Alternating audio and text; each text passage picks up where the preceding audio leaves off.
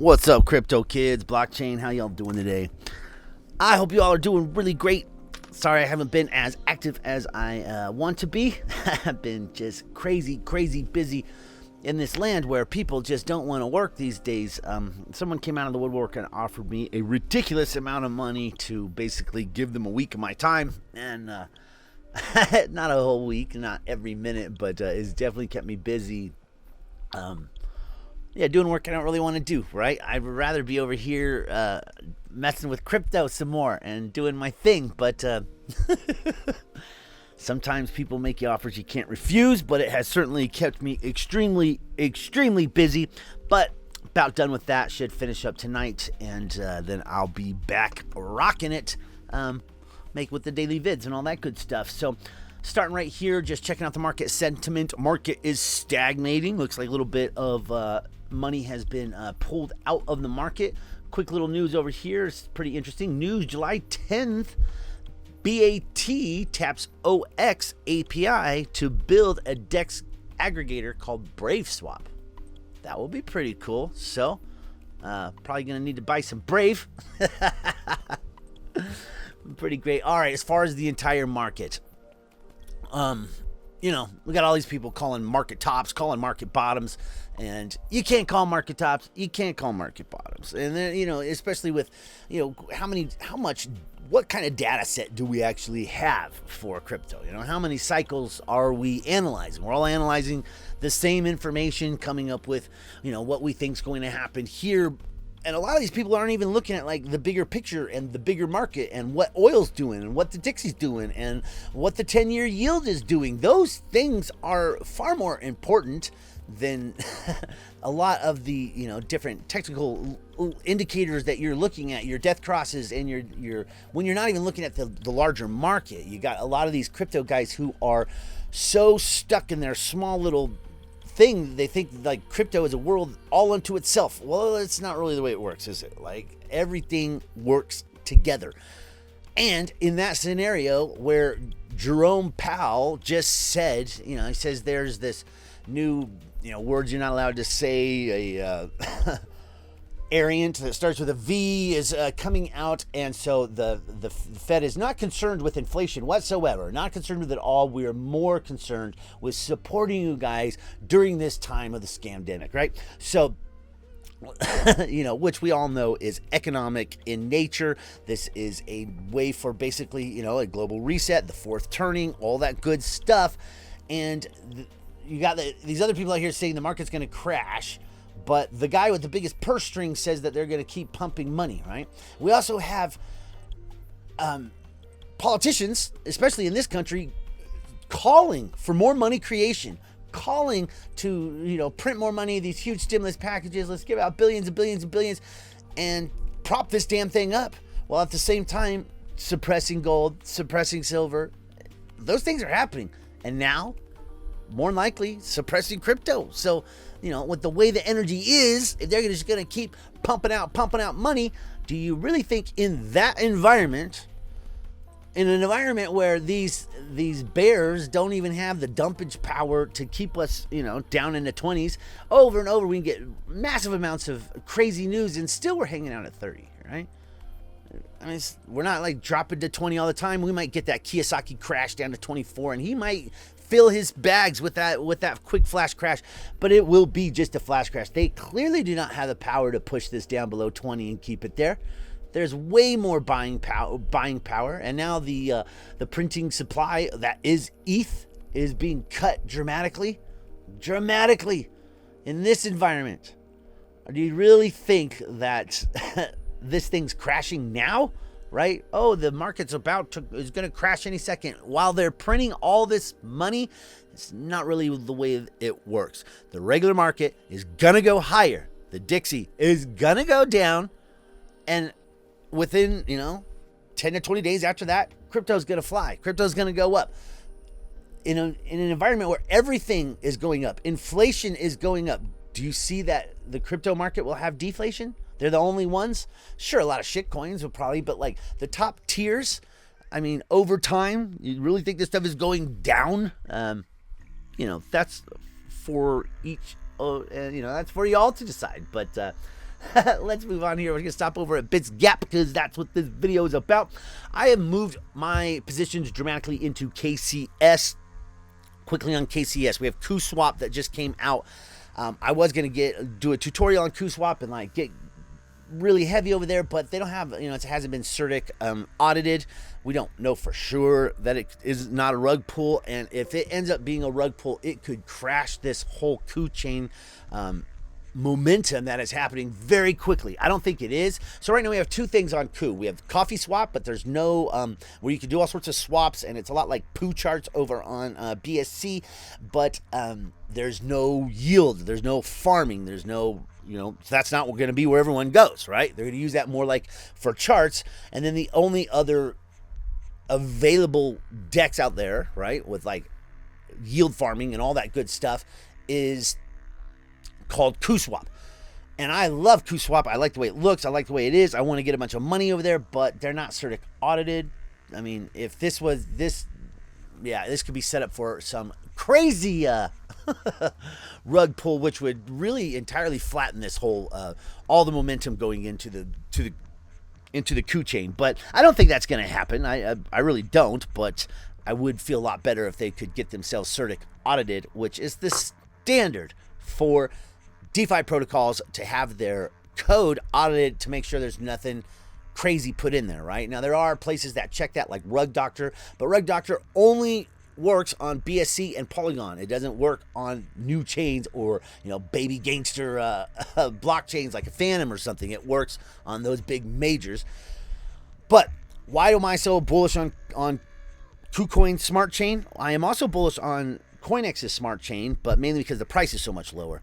KuCoin has always been the place for weird alts, right? If you want to know if a weird alt is going to be on a a major centralized exchange, you have a huge chance of that being on KuCoin. Now, other reasons. Binance is now like having all these issues. You have all these banks coming after Binance, going after Binance, trying to like take them down or, not allow them to make payments. You have all these English banks purposely confusing the different Binances, saying we're blocking all Binances, but really it's Binance International that's the problem. But, banks, they're not exactly honest, are they? They'll do whatever they can to basically, slow this party down. Binance is a huge disruptor to banks in general. So, of course, as a policy, especially in the EU, they don't want you sending money to, especially not fiat, over to Binance. But anyway, with those problems being had and being the fact that there's no KYC on KuCoin and anyone can go get KCS, there's only 1 million something KCS, like 1,700,000 KCS. It's not a lot, right? It's this is circulating supply is 80 million. It has a burn mechanism.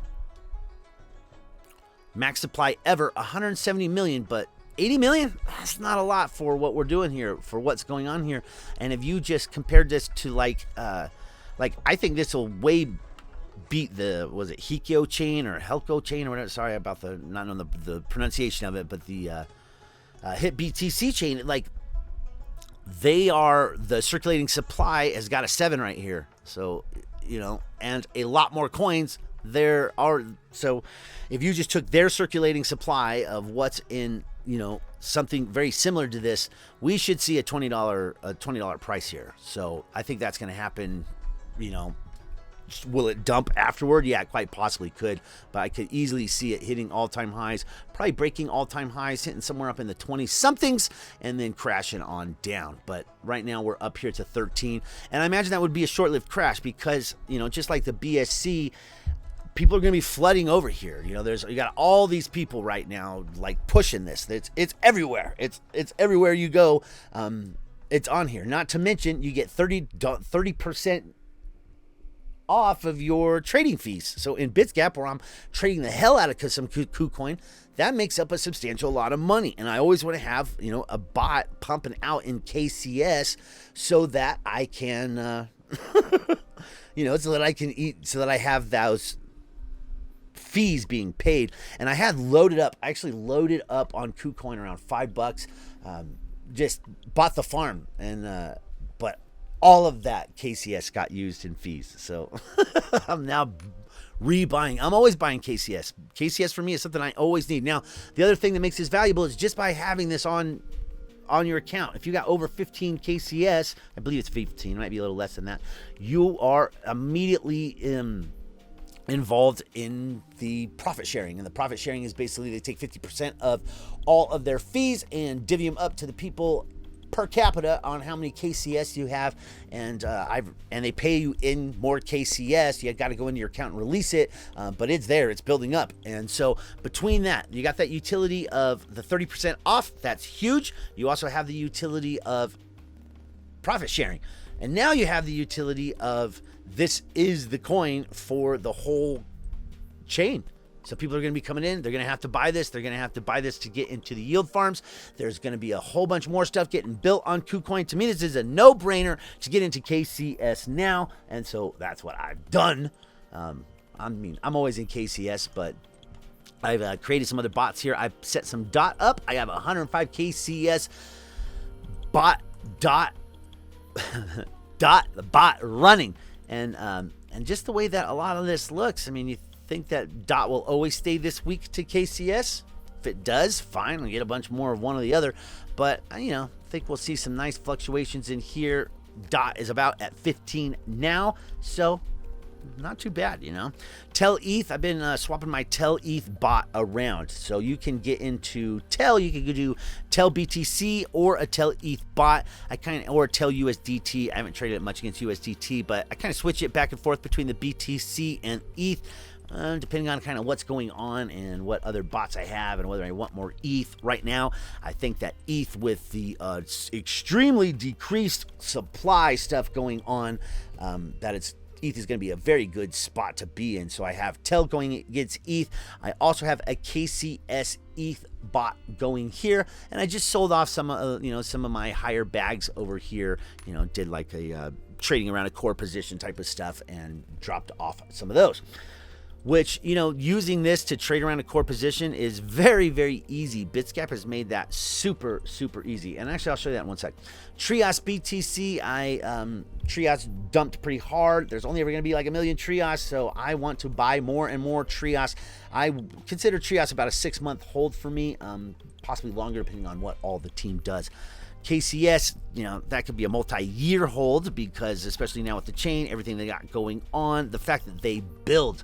These guys build and innovate. If you are involved in the KuCoin exchange and you are regularly there, these guys aren't sleeping, right? Every single day they got new stuff going on, new releases more than anyone else, new innovations. They got different ways to earn with lending and all sorts of stuff. It's not my favorite way to earn at an exchange, right? I like CoinEx best. The whole built-in AMM is great. But now with KuSwap, there's going to be an AMM. And if we could get any type of audit there, you can make some. The percentages are crazy, like 6,000% API right now, but extremely, extremely risky. But kind of a degen thing to do, but certainly could be some good money there. Okay, BTTTRX. This thing has turned into a stable coin, and one truth amongst trading is that when something flatlines for a long period of time, that's a lot of built up, pent up energy. Could this flatline for a few more days? Yes, but at some point, we've got to get back into this volatility. Now, with volatility, you need money, right? You need people over here, you need them trading, and there is not a lot of trading going on BTT right now, but I can't figure it stays in this position very long. So I took my grids, I honed them in, dropped them way down, right? Got them way sucked up and down to only 10 grids here. And I have, what do I have here? 41,000 Tron shoved in those 10 grids and just waiting for this thing to pop. All I need is a little movement to get some nice play there, and that's why I'm hoping for on that bot. On my Atom KCS bot, Atom performs well virtually against everything, and I'm bullish on Atom altogether. I don't consider that a baby chain with a small team just now developing. They are big. They got a lot of developments, people going on. I've got me narrowed down here into 13 grids with a spacing of 1.12, and this one been performing quite well, especially for, being major cryptos who don't fluctuate quite as much as others fluctuate. KCS USDT, I started a $1,600 bot here and primarily loaded in the green on dollars. So, wherever it goes, hopefully, I was hoping that we would get a dip. And, even if we bounce off here and dip down, I want to grab as much as I can when that thing dips. So I tried to range myself down pretty far here. I kept my grid spacing pretty tight, but again, I don't think we're going to get a huge drop, and I'm hoping to buy. So I have this bot really set up more to buy, but yeah, 0.51 grid spacing is extremely tight. So we're going to let that hopefully grab me up a bunch of KCS if we get a nice dip. KLV TRX, this thing needs to stay above 1% for me to stay in here, because I would be glad to come over here on Uniswap and add some liquidity here where you can make easily about 0.8% a day. So as long as KLV TRX stays above that 1%, it's I'm not gonna break it down and send the money over there to Uswap, but I do kind of want to do that. But this is probably one of my best performing bots over time.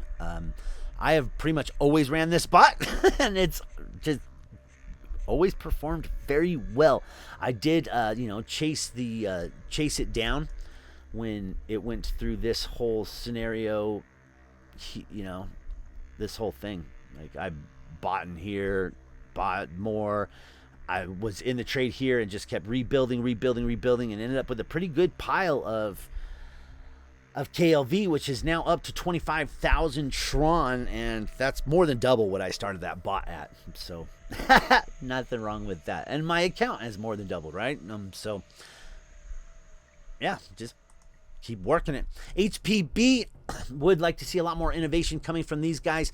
HPB is like, they're planned to be the #1 like gaming and like speeds beyond speeds, but where you have different choices, where like you would have hardware, you purchase some hardware that actually speeds up the whole blockchain, and you can be able to play any amount of games. It's very innovative what they're doing, but it is a leveraged play, right? All this stuff's leveraged play. Let's look at like, especially something built on it, like KLV is on the Tron blockchain, or Fala. Fala is, I am a huge believer in Fala. I think that it's a great one. I'm going to be holding that for a couple years on Fala. I think this is a fantastic project, and actually you have one more day if you want to get into the Kusama crowd loan on Fala. But anyway, Fala is on the Polkadot blockchain, right? So Fala is basically a leveraged play on DOT. If DOT goes up a little, Fala should go up even more.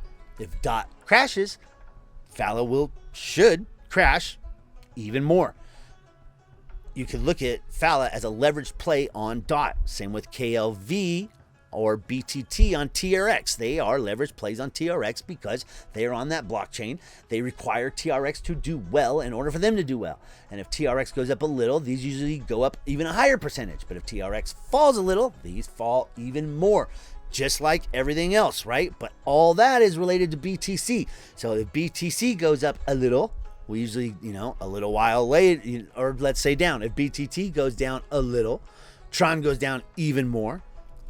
BitTorrent will go down even more. If Bitcoin goes down a little, DOT goes down a little more, Fala will go down even more. And then conversely, the other same. BTC goes up, DOT should go up, wait its time. And like the alts, they'll spring up a little higher. Then the leverage plays on top of those, which would be anything built on that blockchain, has most of its trading pairs and its order books in that crypto. It can't not go up, right? It can't not follow. If BTC moves and half of your order books, say your DOT and half of your order books are in BTC, it affects you. It can't not affect you. If the USDT goes up because the Dixie is going up, of course it's going to affect you because half of your order books in all of the world are in that crypto, or a quarter of them, or whatever it is.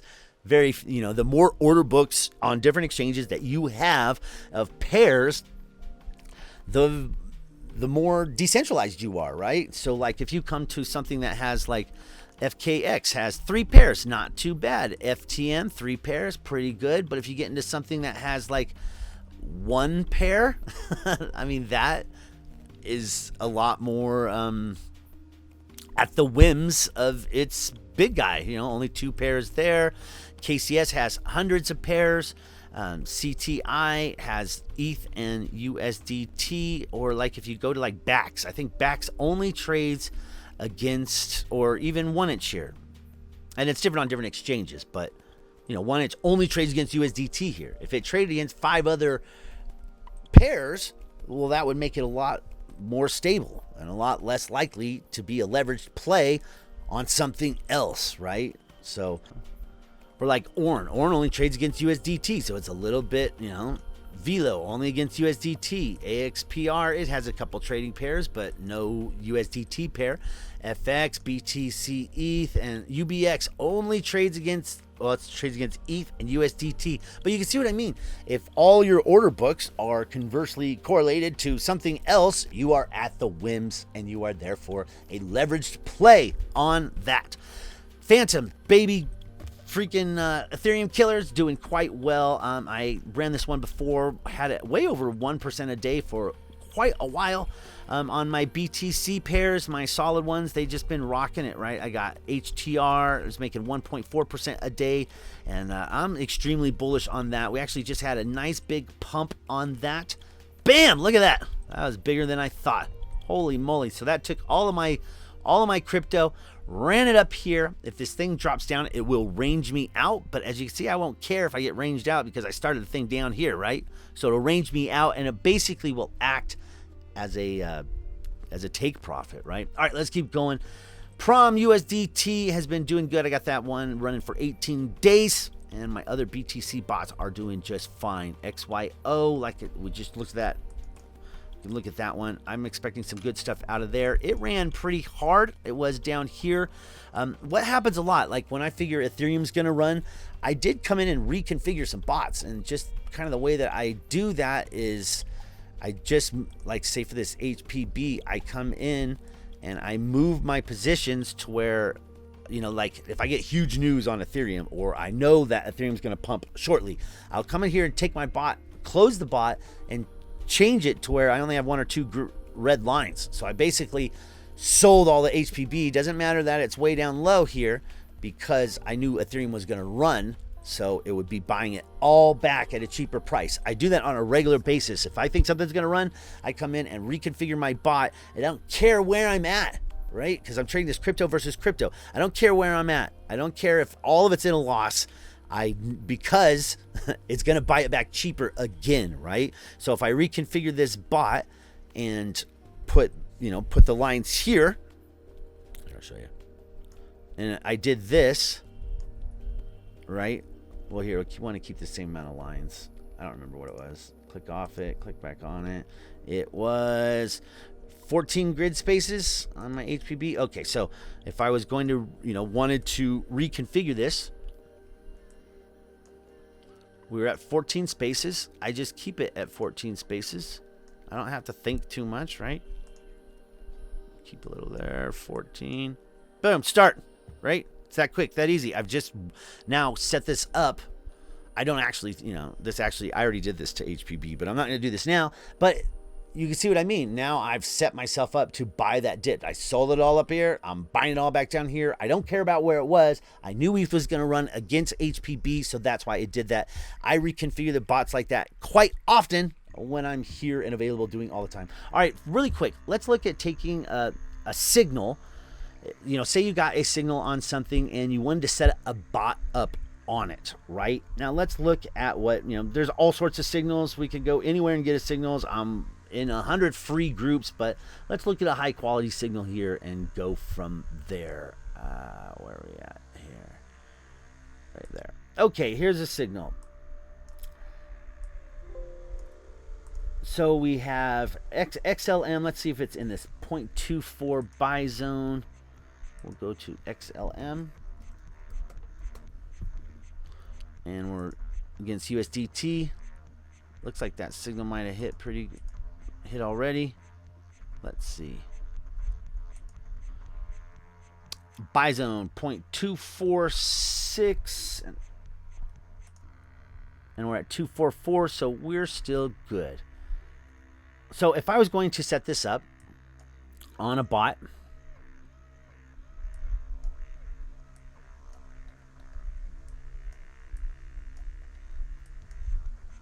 and we had that 246, right?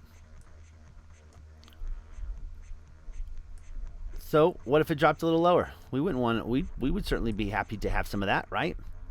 Bam. Let's just give us a straight 1 grid spacing, 10 grids on the minimum. So we're right about where the price is, right? Well, I mean, we're buying right now at the current price. The fact that we take the first two and set them up here to start selling early is fine. We're not worried about these sell prices, right? This take target price. We're going to use that in a sec, but we're not going to use it the way that they're using it. So here's the target price. We're below that now, so it's a good time to get in, right? Buy zone 246. We're at 244, so we're at a great price to get in. Anything that we buy now will automatically be bought in at this cheaper price, right? So at the signal price. We want to keep this at 10. We'll have these follow the thing up, and if it drops down any more, we're going to get that, right? Okay. So let's duplicate this tab.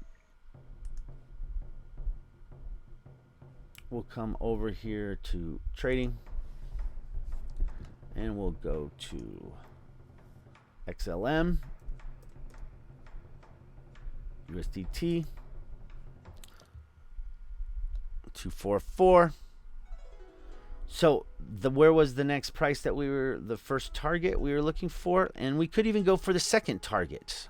But that target right here, 257 or 265. Let's go for the 257. So what we'll do is, see this little ruler here? I'm going to grab that. I'm going to grab this little ruler. It's at 246. We're going to be coming in here, and we're going to go up to 257 and see what that is. So that is right there, 257. Right there. That is 4.79%. All right, let's just grab us a 4. Let's just grab that. We're going to come over here to take profit.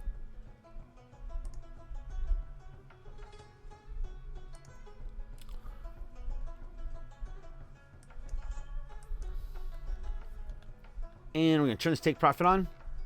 And what did we say it was? We said it was...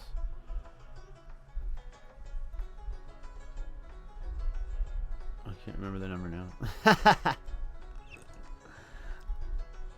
257. Okay, 257. You have to watch me do it again. 259, 257. Okay, so we had 4.7%. Let's just go for that. We'll come over to our Bitsgap here. And there's many different ways you could do this. I'm just showing you one way. 4.7%. Bam. Back test. It thinks it's making 0.5% in 3 days, but we have a secret sauce signal coming in that's telling us it's our crystal ball. This is going to go up. Now, after 4.7%, this should kick off, right? So, press, I can't start it because I'm maxed out, but there you go. We just took a signal. It will close when it hits this 4.7%. Now, let's say it stays in this trading range and just goes like this, and gets 4.7%, but never goes up and hits that 5.9. You still win. Let's say it goes down. You don't win quite. You could easily put your stop loss, grab a stop loss, and set it right here underneath this signal. Not a bad thing to do. Just grab your stop loss, set it right somewhere in there, or wherever I generally like to put a stop loss below support. I don't necessarily follow the stop losses that they send me. I understand that the signals they're going to use, cost benefit analysis and make sure that you can go up 3 times what you're going down, but I don't like being stopped out if I don't have to be. And there's many times, XLM's a big project, it's good crypto. If it did dip down here and came up here and grabbed this, I don't think this market's going down, but that, crash into the ground, but that's just me. So there's one way to take a signal. Let's go over to back over to trading. Actually, let's flip this over to demo. Okay, we are in demo, and I'm taking these signals generally on Binance. So we're going to grab us one of those signals right now. And it was on XLM. Not that you need to see me take this signal, but it might help someone. So XLM USDT 2.4. So what we're going to do, we're going to market buy $500 of XLM right here. $500, and that'll get us 2,045. Let's do it. Okay, we got that. And then we're going to come over here and we're going to sell it. Now, you can use the stop limit feature and all that. I just prefer to do it myself because I'm weird that way. So we're going to come over here to limit. We're going to go to sell, and we're going to grab that first price, which was 0.2505. 0.2505. Price 0.2505.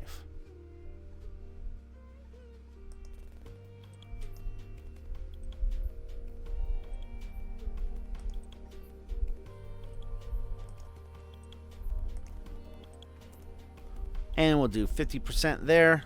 Bam, bam. Okay, I like it. I'm not going to run with a stop loss on this one, but I mean, we can do a stop loss. Can even follow their stop loss. You just simply, if you did want to follow their stop loss, you take whatever number they give you, and then 0.228, and put that in for your stop loss right here.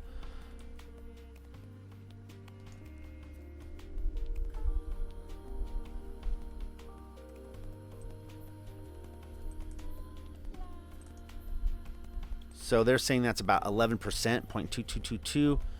Cool, but I'm not going to run it. Oh, I do like running them trailing, so yeah, let's run it trailing. So as this goes up, this should trail with it. And so there, we sold 50% of the XLM up here.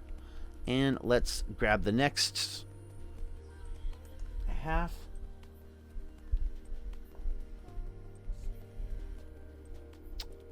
$2,579.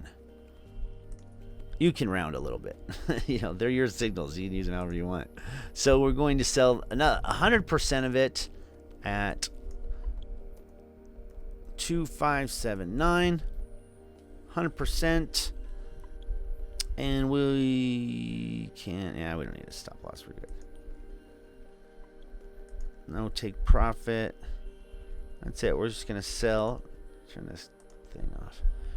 100% of it at 0.257 price. Let's go. Boom, there we go. So we now bought some XLM. Why do I have all these weird cells up there?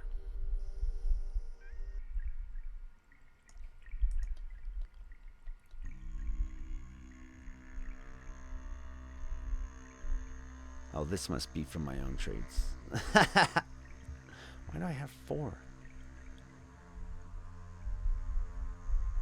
Oh, those are other ones are old, right? They're from the 5th of July. These are from the 11th. Okay, so yeah, these other ones are old. So now I got a bunch of XLM I'm waiting to sell. But there you go. So we've got ourselves those trades set up. Let me show you one more thing, and then I'll get you out of here. I know this video is actually, the video is too long. I was going to show you something, a cool way to make some money, but this video is way too long. All right, catch you on the next one, and got some more tips and tricks for you. I hope you had the fun on that. Give me a like, subscribe, all that jazz, crypto music. Catch you on the next one. Appreciate you guys. I'm out.